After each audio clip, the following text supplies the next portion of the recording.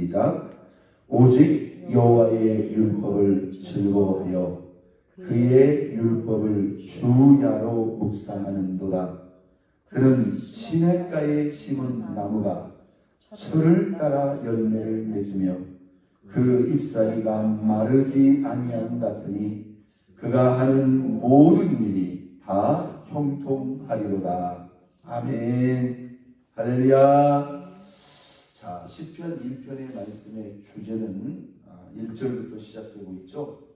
하나님 앞에 또 사람 앞에 인생 속에 하나님의 기준으로 볼 때 참으로 복 있는 사람이 누구인가? 자, 오늘 저와 여러분이 읽은 이 본문의 말씀 2절로 3절에 보면 그 복 있는 사람의 기준의 연관성과 기준이 어디에 있다?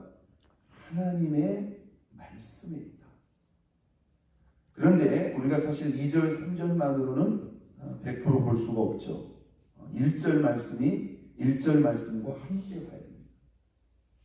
물론 이 시편 1편의 말씀만을 가지고 우리가 복 있는 사람의 기준을 다 볼 수는 없지만 오늘 시편 1편 1절로 이 3절 사이에 나와 있는 이 두 가지 기준이 사실은 우리 삶과 신앙의 전 영역에 실제로 영향을 미치는 것. 자, 1절에 나와 있는 것은 죄와의 관계예요. 2절, 3절에 나와 있는 말씀은 하나님의 말씀과의 관계이지만 넓게 말하면 누구와의 관계이겠습니까? 하나님과의 관계입니다. 한번 따랐습니다. 죄와 하나님과의 관계가 복의 사람의 기준과 결과를 결정짓는다. 내가 복 있는 사람인가? 여러분, 복의 근원과 중심과 주권은 누구일까요? 하나님입니다. 그는 우연도 아니고 운명도 아니고 내 의지와 노력도 아니에요. 하나님께서 원하는 사람에게 허락하시는 것이 그 하나님의 복입니다. 그래서 하나님의 복이에요. 그래서 오늘 우리가 너무나 잘 아는 이 말씀이지만은 우리가 사실 순간순간 묵상하고 적용하고 우리의 삶에 비춰보아야 될 너무나 중요한 말씀이죠. 이 시편 150편에 다양한 주제의 그러한 말씀이 있는데 이 시편 1편의 이 말씀을 시작에 놓았다고 하는 이 자체가 그만큼 중요한 의미와 목적이 있는 것이죠. 여러분, 복 있는 사람이라는 것은요, 단순히 우리가 이제 세상의 기준으로 볼 때 어떤 물질적인 기준만을 말하는 게 아닙니다. 물질이라는 것은, 재물이라는 것은 많은 복의 기준 중에 한 가지죠. 부분의 기준이에요. 예를 든다면 건강도 있을 수 있겠죠. 또 관계적인 것도 있겠죠. 인격적인 것도 있겠죠. 신앙도 분명히 복의 가장 큰 순위라고 우리가 말할 수가 있겠죠. 가정에 있어서나 자녀에 있어서나 인생 삶을 전체적으로 볼 때 하나님의 복이라는 게 그렇습니다. 이렇게 다방면에 종합적으로 영향을 줄 수가 있는 거예요. 자, 내가 복 있는 사람인가 복이 있지 않는 사람인가, 복과 상관이 없는 사람인가. 자, 죄에 대해서는 어떤 자세를 가져가? 1절 한번 볼까요? 복 있는 사람은 악인들의 꾀를 따르지 않는다. 죄인들의 길에 서지 않는다. 오만한 자들의 자리에 앉지 않는다. 한번 땄습니다. 따르지 않고 서지 않고 앉지 않는다. 악인들의 꾀, 죄인들의 길, 오만한 자들의 자리. 여러분, 이것은 지금 죄가 시작되기 전을 말하는 거예요. 그러니까 선제적으로 이렇게 철저히 꼼꼼하게 대응할 수 있어요. 여러분, 죄는요, 복은요, 죄와 분명히 연관이 있어요. 그런데 세상 사람들은 이거에 대해서 뭐예요? 권선징악 정도, 그 정도만 생각하지 이걸 필연적으로 연관시키지 않습니다. 여러분, 우리가 복을 원합니다. 복을 구합니다. 그런데 정작 죄에 대해서는 뭐예요? 철저하지 않고 느슨하다면 이게 앞뒤가 안 맞는 거예요. 이 복은요, 구해서도 하나님께서 주시지만 이게 지금 구한다고 되는 게 아니에요. 오늘 이 본문 시편 1편의 말씀은 복을 받는 방법이 아니라 복 있는 사람에 대해서 말합니다. 복 있는 사람이 뭐예요? 복을 받을 자격과 준비가 되어 있어야 됩니다.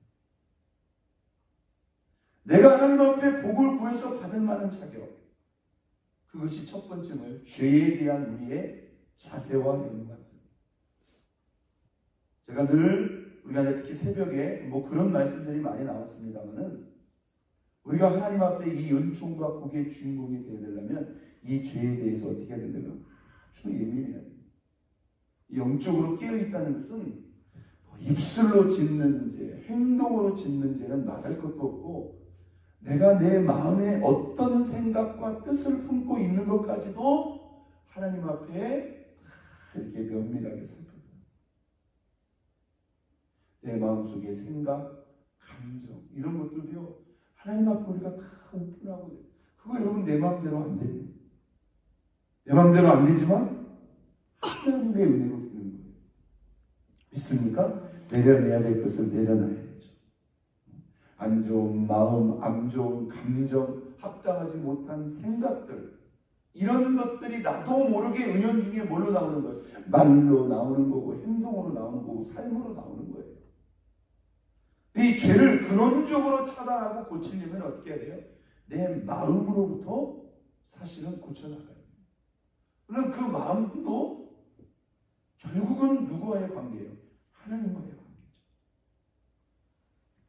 자, 시편 1편은 결국 죄의 문제가 우리를 복의 사람이 되느냐 복의 사람이 되지 못하게 하느냐 그런데 그냥 단순히 죄를 짓지 말라 이 정도가 아니라 죄에 대해서 아주 적극적이고도 능동적으로 대응하고 철저히 하고 싸울 것을 우리에게 말씀합니다. 한번 더 복의 사람은 죄에 대해서 철저하고 능동적으로 싸우는 사람이다. 믿습니까? 심지어 내 마음의 생각과 감정까지. 여러분 이것은 우리를 자동적으로 자연스럽게 복의 사람으로 만드는 거예요. 악인의 꾀라면 쫓지 마라. 죄인의 길이라는 것은 뭘까? 내가 지금 가고자 하는 길, 내가 가고자 하는 삶의 방향이 이게 죄를 지을 수 있는 길이라면 아예 서지 말아라. 그 길에 들어서지를 말라는 거죠. 오만한 자리는 뭘까요?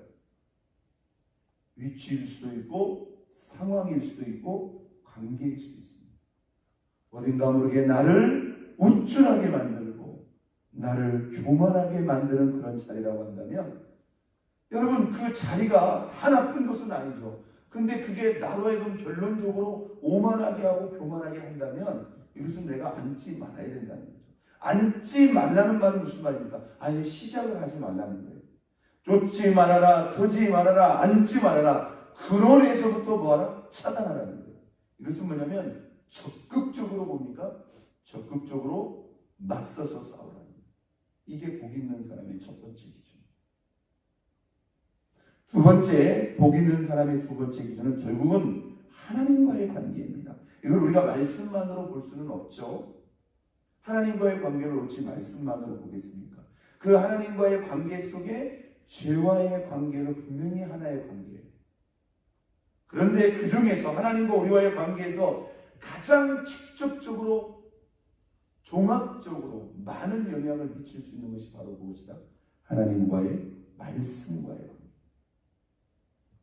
자, 오늘 본문 2절 다시 한번 읽겠습니다. 누가 복 있는 사람인가? 오직 여호와의 율법을 구하여 즐거워하여 그의 율법을 어떻게 주야로 묵상하는 자로다. 묵상하는 도다. 할렐루야. 자, 하나님의 말씀을 뭐하는 자가 즐거워하는 자. 이 정도 즐거워한다는 것은 진짜 사랑하는 거죠. 여러분 말씀을 즐거워한다는 것은 곧 누구를 즐거워한다는 걸까요? 그 말씀을 주신 하나님. 그 말씀 속에는 뭐가 있어요? 우리의 삶을 향하신 하나님의 기대와 바람과 소원과 꿈과 비전이 다 들어있어요. 하나님이 저와 여러분에게 하고 싶은 모든 말씀을 문서로. 그러니까 여러분, 우리에게 지금 복이 멀리 있는 게 아니에요. 물론 여러분, 말씀을 주의하로 묵상한다는 것은 이건 보통 즐거워하고 보통 사랑하는 게 아니에요. 여기 즐거워한다고 하는 이 표현 자체가 뭐예요? 벌써 말씀에 대한 이해와 분별력이 있는 거예요. 여러분, 솔직히 말해서 이만큼 말씀을 사랑하는 분들 많아요, 적어요? 희귀하다고 해야 많지. 많지 않지만 그렇다고서 없느냐? 그렇지 않습니다. 있어요. 이렇게 말씀을, 여러분, 우리가 이렇게 말씀을 사랑한다면 이 말씀이 그의 신앙과 삶과 인생에 어떤 영향, 어떤 결과를 주는가를 생각해 보라. 여기서 우리는 이 말씀과 우리와의 관계를 이렇게 한번 생각해 봤어요. 우리가 예배 시간에 잠깐 말씀을 읽는 것만으로는 우리의 생각과 삶을 바뀌기에는 현실적으로 한계가 있다. 여러분, 하나님께서요, 모세를 이어서 이스라엘의 지도자가 될 누구죠? 여호수아에게, 그가 모세가 죽고 이스라엘 지도자가 되자마자 모세의 사명과 여호수아의 사명은 달랐어요. 모세는 출애굽과 광야 40년 광야 목회를 담당했지만 여호수아는 그 출애굽한 1세대가 아니라 그 다음 세대를 데리고 하나님이 그 믿음의 조상들에게까지 약속하신 그 약속의 땅을 사실상 정복하는, 가나안 정복에, 사실상 뭐 그냥 자기 그 2세대 백성들대로 걸어 들어가면 되는 게 아니에요. 싸워서 전쟁을 해서 그 땅을 차지해야 되는데, 여러분, 40년 광야 생활만 한 그 사람들을 데리고 이게 쉬운 일이냐 말이에요. 이 엄청난 직분과 사명을 가지고 있는 여호수아에게 하나님께서 두 가지 말씀이세요. 첫째, 뭐 하지 마라? 두려워하지 말고 담대하라. 하나님 바라보고 담대하라. 두 번째, 바로 말씀에 관한 말씀. 너는 이 율법책을 내 입에서 떼지 마라. 주야로 그것을 묵상하고 그 가운데로 기록한 대로 다 지켜야 하라. 그리하면 네가 어디로 가든지 반드시 형통하며 너의 길이 평탄할 것이다. 저는 여호수아가 이 말씀 그대로 받았다고 믿습니다. 왜요? 그렇기 때문에 그는 그의 삶을 통해서 그 아름답고 위대한 그 역사와 업적을 이룰 수 있었던 거예요. 믿습니까? 여러분, 오늘 우리가 우리의 삶 속에서요, 우리는 자꾸 상황, 조건, 배경 이런 걸 본다요. 나는 못 배웠고 못 가졌고 백도 없고 이런 조건 상황. 여러분, 그게 하나님 앞에 뭐가 그렇게 대단하고 큰 거냐 이 말이에요. 우리는 그게 복의 요소라고 생각해서 그걸 붙잡기 위해서 이른 새벽부터 늦은 저녁까지 인생 전체를 소비하면서 소진하면서 보니까 전전긍긍하고 있어요. 그래서 잡았나요? 설사 그것을 잡은들 그게 우리의 복의 실체가 아니란 말이에요. 제가 여러분에게 그랬죠? 죄와 이렇게 적극적으로 싸우고요, 하나님의 말씀을 이 정도 사랑하려면 사실 대단한 의지와 집중력이 있어야 됩니다. 그런데요, 잘 생각해 보세요. 우리가 세상에서 먹고 살기 위해서, 앞서가기 위해서, 소위 세상 사람들이 쫓는 그것을 위해서 소진하는 그 에너지에 비한다면 우리가 맘먹으면 이거 꼭 못할 것도 아니란 말이에요. 그렇지 않습니까? 우리가 맘먹으면 주야로 말씀을 읽고 묵상하는 거 못할 일도 아니다.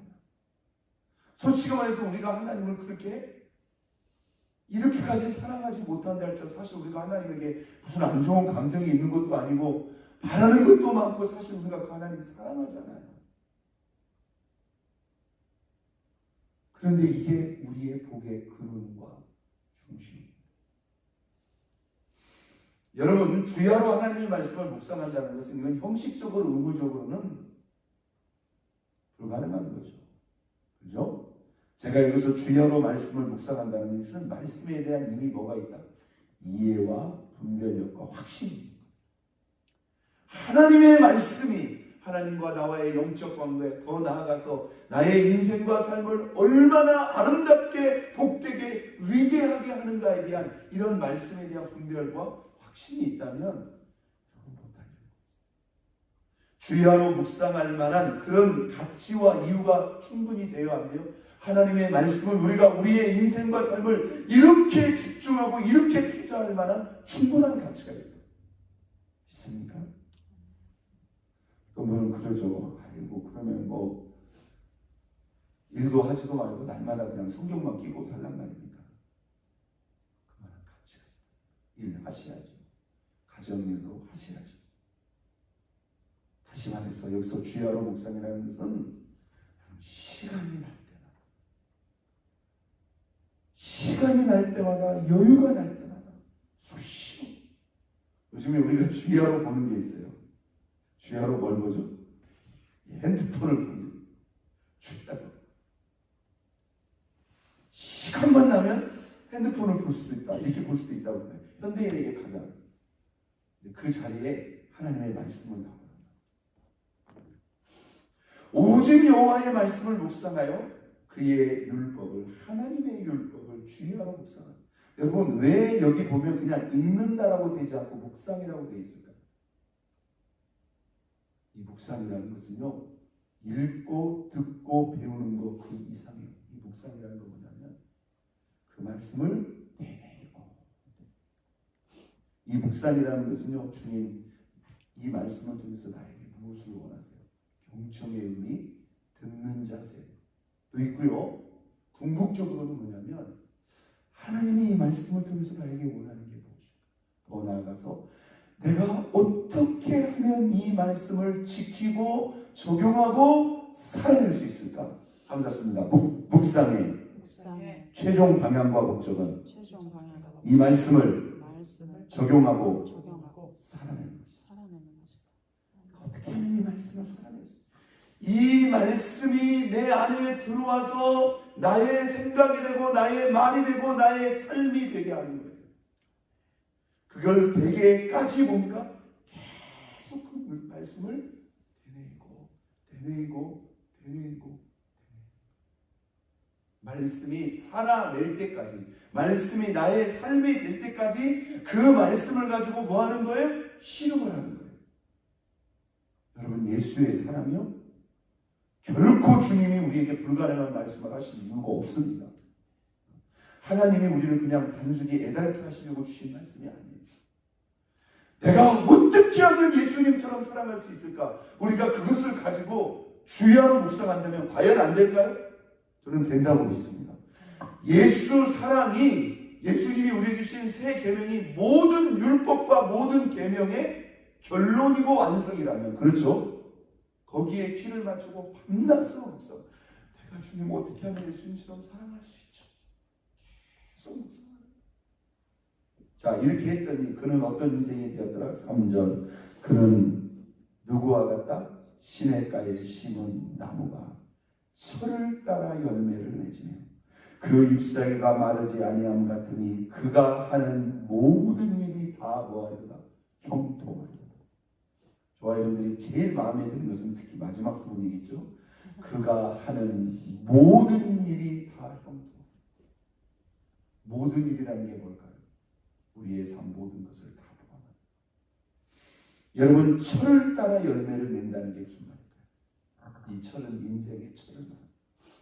어렸을 때는 어렸을 때, 청소년기는 청소년기, 성년기, 중년기, 황혼기. 우리 인생의 철을 따라 영육간에 너무너무 아름다운 열매를 맺는다. 믿습니까? 진짜 한 폭의 그림과 같은 말씀이 아닙니까? 그 잎사귀가 마르지 않는다는 것은 뭘까요? 이것도 마찬가지입니다. 인격과 신앙과 삶과 항상 푸르다는 거예요. 할렐루야. 항상 푸르다는 거예요. 생명력과 에너지와 그 삶의 아름다움이 전혀 달라지되 항상 푸르다.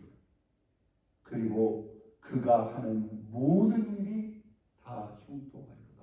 어떻게 한다면 하나님의 죄에 대해서 이렇게 결사적으로 능동적으로 예민하고 철저히 맞서 싸운다면, 그리고 하나님의 말씀을 사랑하여 즐거워하여 주야로 읽고 묵상한다면, 여러분 복을 구하기 전에 내가 복의 사람인가를 먼저 이 두 가지로 정직하게 점검해요. 어쩌면 우리는요 이것과는 거꾸로는 살고 있어요. 말씀에 대해서는 전혀 의지가 없고, 죄에 대해서는 뭐예요? 별로 싸울 생각도 없고 적당히 타협하고 걸치고 살고 있어요. 그리고는 뭘만 달래요? 복만 달라고 하고 있거든요. 이거 바꾸자. 오늘 우리가 이 말씀 너무나 귀한 말씀입니다. 적용하며 기도하기를 원합니다. 죄에 대해서는 적극적으로 능동적으로 싸우고 하나님의 말씀을 진짜 우리 삶의 중심에 놓고 주야로 사랑하고 즐거워하여 묵상함으로 오늘 철저히 열매를 맺고 잎사귀가 항상 푸르며 하는 모든 일이 영육간에 다 형통케 되는 이런 은총과 축복의 주인공 복의 사람이 되는 저와 여러분 모두가 될 수 있기를 예수 그리스도의 이름으로 축원드립니다. 우리 시간 다 같이 두 손